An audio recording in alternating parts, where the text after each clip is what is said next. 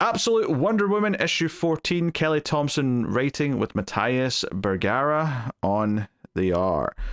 So you wanted Zatanna, or Absolute Zatanna, to be more precise. We get her a little bit here. You get her a little bit, and Wonder Woman's like, who the hell are you? And she even says later, that sexy witch cursed me, I think. I don't know what that was about, but I'm sure we'll see more of her. So, Steve getting jealous. What do you mean? What do you mean attractive? What do you mean by that, Diana? I thought I was your real world boo. What's going on here? Anyway, so she's fighting this electrical duplicate thing, that was all obviously dashing around last issue. Whole fight here, Wonder Woman saying this thing was created as a countermeasure to her. When she's kind of like beaten down, that's when Zatanna seemingly shows up. And when we say Zatanna, we're talking about like a blue spectral version who we can tell is Zatanna because she starts talking, everything she says is backwards, which is why we know it's Zatanna. But it's like, okay. And what is she saying? She keeps saying, your voice is mine, Wonder Woman, I was really glad that she started repeating the same thing because it meant I had to stop deciphering what she was saying. At a certain point, I just knew because it's the same as last time. That's fine. She's just repeating that. That's okay. I can keep the way forward. She floats over Diana. It's so eerie, right? Like Diana's laying there. There's nothing but darkness, and then the way that she's like hovering over her, and with like these stars that almost look like a constellation, like directly above her. That almost like she herself is a constellation. Which I thought that was super, super cool. But yeah, it definitely makes, I've never felt Zatanna to be creepy until now. It's a bit unsettling.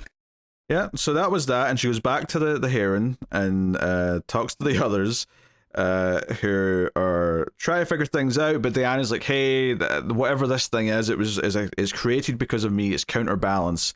And I think it's Etta, maybe Etta's sister, who turns around and says, what are you talking about? This world was so imbalanced before. You have been long overdue. We need people like you in this world. Do you know how corrupt things are? How the billionaires are in control and the poor people have nothing, and all the crime and violence and the evil in the world. It's still imbalanced in the wrong way. There's no way that you have to be balanced out by this other thing. And she kind of makes a good point, and that convinces Diana with an idea that she has to ultimately do. Well, she ends up fighting the entity first, but her whole plan is to go down to hell and talk to, well, not even hell specifically, but go down to the earth and talk to Gaia, who is basically the god of earth and the oldest god, or older than all the other gods that she knows. The god's grandmother, as she keeps calling her. Yes. And appeal to her. And I do like this, that, she, Diana, talks to Demeter, who that's another thing. From mythology, Demeter's daughter, Persephone, ends up getting taken to hell by Hades, and is made the bride. And so she's like this, character that's the reason why we have winter, right? Because she is sad that her daughter is away from her. So when Diana's trying to think of how to go talk with Gaia, she's like, well, if I'm this type of person that, as does she say Cersei had said that she fills everybody with compassion. And that's right here. She goes, mother used to say that being around me was like being swallowed in a vortex of love and compassion and kindness.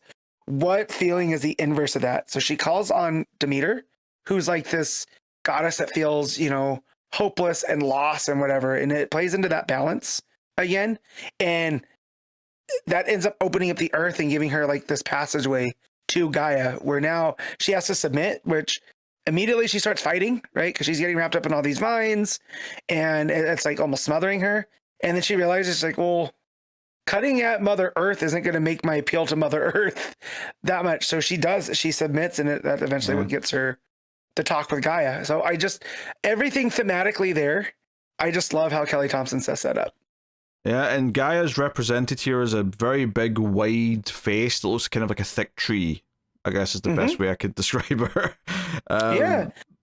So, yeah, I mean, basically Wonder Woman makes the same case that this world is unjust and something's not right about this world. There's something evil. And what I love here is it's actually kind of starting to tap into the fact that this is the absolute universe. That's kind of where it starts to kind of sprinkle in here. And we get this page where it's like Gaia's looking at the Earth, and we see a couple of things. We see the Peacemakers from Superman, we see the Black Mask Gang from Absolute Batman, and just some of the awful things that are happening. We even see a nuclear bomb, which might be the nuclear bomb that just went off in Absolute Batman. Maybe not. Maybe it's just generally the idea of nuclear bombs because they're evil in general. But either way, it does. It does look like that's an ocean, so that would make sense because Santa Prisca is an island. But right? But it convinces the guy is like, oh, you know what, Diana of Themyscira, you're right. Something's wrong in the world. So you can go fight this darkness. You can go, be this, right? Your will give me. You will give me your life in my name. And she's like, so be it, with pleasure. Blah blah blah. And she takes her back up to the top, and yeah, that's basically it. And the entity, this counterbalance entity that she was chasing last issue is there, and like the hand of Gaia, and by hand I just mean some ground picks her up and takes her down as if, no, I'll take care of that because you need to go and take care of everything else in the world. So that's basically that. And the issue ends with a really cool tease for next issue, because we know we've been building to a Batman Wonder Woman team up of some kind. The data that they got from Cale's place before, like Steve's been looking into it, and apparently there's a bunch of information on like the other heroes, on Batman, on Superman, and who these characters are. And they see in the news, just as he's explaining this, that in Gotham, a symbol of Hecate has appeared, glowing in the city, and she's like, oh, well, that's a mark of Hecate, and it just says next to Batman. So it sets up why she's going to Gotham, and that's why we're getting a 2-issue arc of her and Batman, is that she's going to be there. So I do kind of like, though, that they bring up this like acknowledgement of like, hey, the villains here, and we know that Cale's in cahoots with the other villains because that's something we've been setting up with Absolute Evil. I love that they're like, hey, yeah, they've got like files. They're keeping track of like these other characters, these other heroes that are showing up. So I love the acknowledgement of them existing right before she gets the reason to go to the city where one of them lives, because I just think that's kind of neat. I liked all this. I like the whole thing with Gaia being like, this counterbalance was made because I'm here and I'm doing all this good stuff, so someone bad must be here, but things were already imbalanced in the other direction. I'm actually here to help solve that. And then Gaia ultimately agreeing.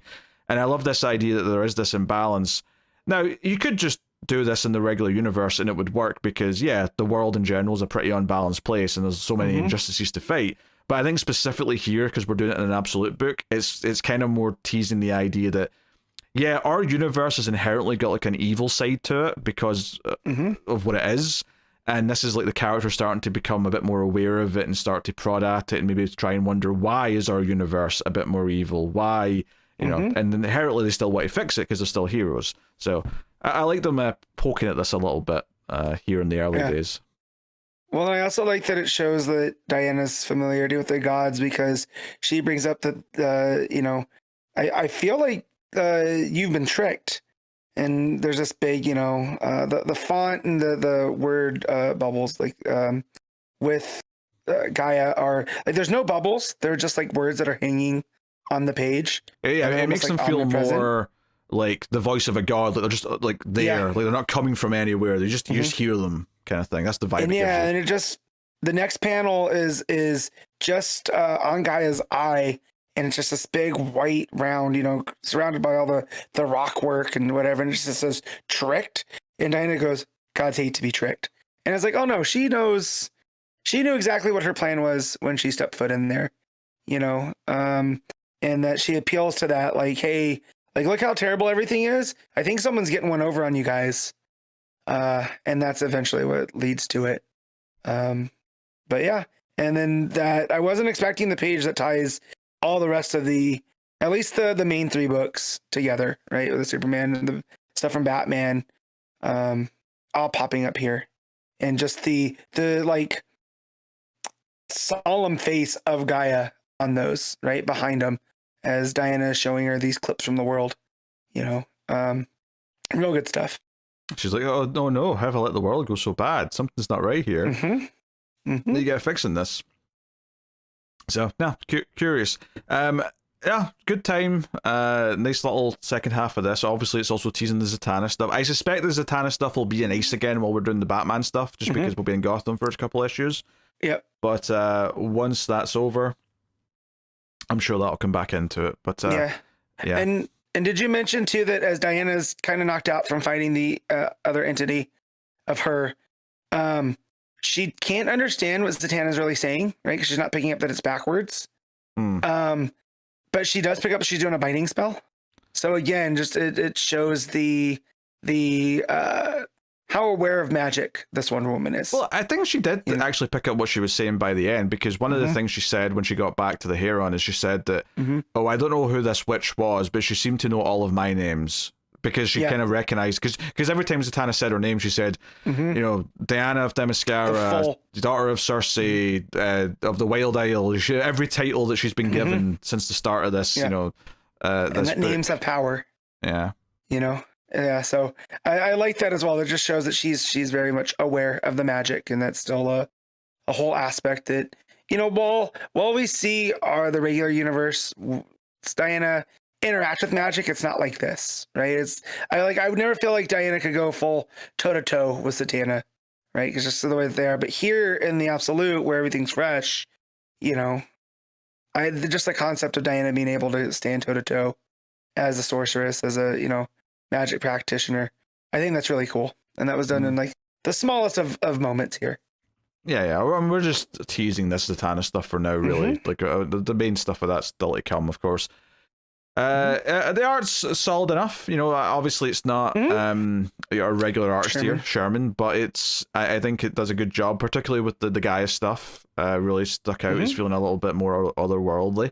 But yeah, it's kind of weird to kind of talk about the art when you have a fill-in who's like pretty good, just not as good as the regular artist. It's always a weird place to be in, because you're like, well, I don't want to sound too negative, but I also do miss the regular artist. So, you know, where do you sit it there? But hey, what are you giving Absolute Wonder Woman 14? I'm gonna use an 8.5. Yeah, I think I'll just go with an 8, but yeah, I think that sounds about right.